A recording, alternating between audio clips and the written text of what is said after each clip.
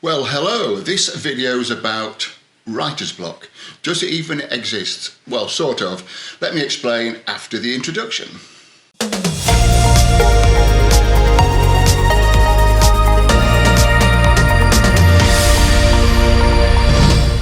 Right, what is writer's block? Writer's block is simply something that stops you from writing. Some people say it does not exist, which is a bit weird because it obviously does exist, because people who can't write say they have writer's block. That's the word we use for a whole series of things. As far as I can see, there are three types of writer's block. The first one is when you can't think any ideas, when you're just thinking, oh, what shall I write, which is not something that most writers have to worry about, because most people have the ideas but they find it hard to put it down into words, which brings us to the second type of writer's block, which is, am I good enough? I've just read a book by Graham Greene and I realised that my novel is useless. Compared to that, it's awful, which is the worst type of writer's block, and it's the easiest to get over, to be honest with you, and I'll tell you how in the next part. And then the third type is when you're distracted from writing, when you've got something else to do, or you're thinking about Facebook, or you go on to Instagram, or your phone rings, or your friends or family interrupt you. That again is sorted out by removing all distractions. So let's go back to the thinking up ideas. I won't talk much about this in this particular video because I'm going to do one especially about how to think up ideas.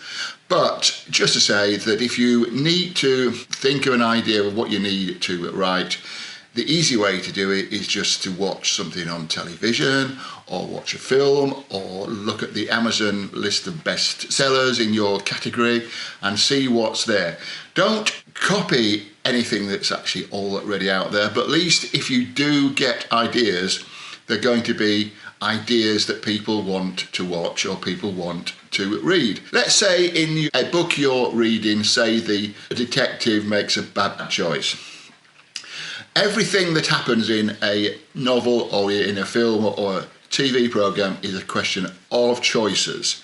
There are external things, for example, people have to do things in a certain way in the police force, so there's a little rigid structure they're supposed to adhere to. But generally speaking, everything in a novel or a screenplay or any type of story is people making choices. First of all, the bad guy makes a choice to do something bad, then the good guys make the choices. How do they investigate it? So if you start off with something you're reading or watching and then stop it after a little while in your head and think, right, instead of doing that, supposing the murderer had done this, or instead of doing that, supposing the police had done this, and that's how you develop ideas and change what's already out there, because there are millions and millions of ideas out there. People have written books, people have written stories.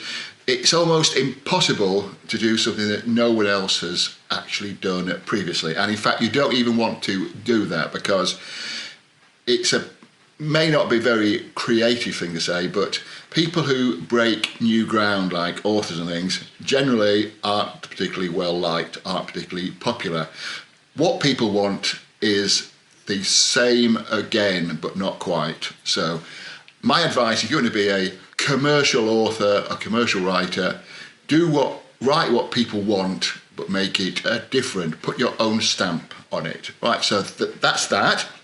The second thing is not thinking you're good enough. Let me tell you, if you go online, look at the biggest selling books, let's see what's up there. There's people like James Patterson, there's people like Dan Brown, there's people like E.L. James, who frankly may be great storytellers. They all have clunky writing, and clunky writing's fine. It's the story that really counts, and you are probably as good as Dan Brown or James Patterson or E.L. James in various ways. When you start out, nobody expects you to write the #1 bestseller except you. That's the strange thing about authors. There's no other trade or job where your first time out, your first day on the job, you're expected to be the best. You've got to learn. And the only way to learn to write is to write. And if the voice in your head is telling you that you're no good, just forget about it, because it doesn't matter if you're no good or if you're terrible or if you're very good. Don't strive for perfection.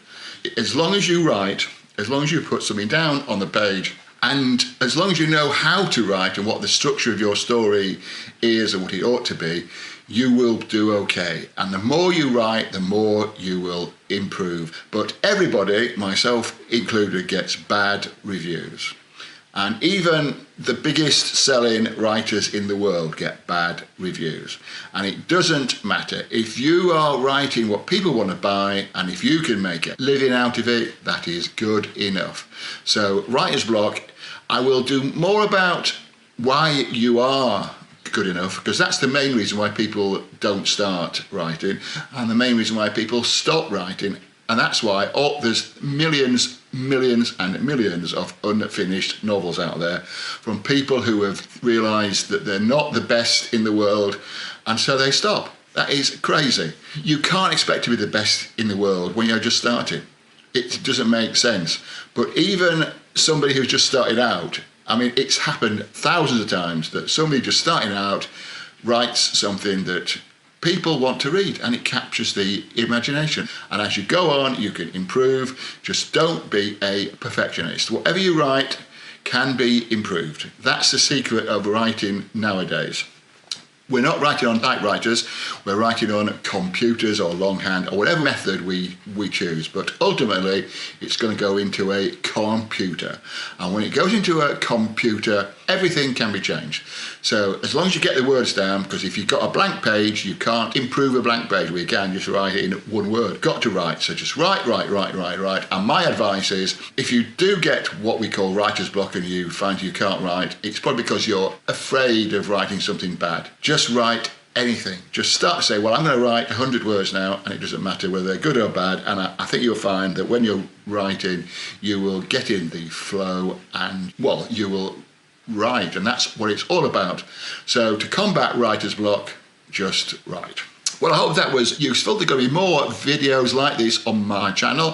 Please subscribe and press the notification bell. Very important. And comment down below. Let me know what you think.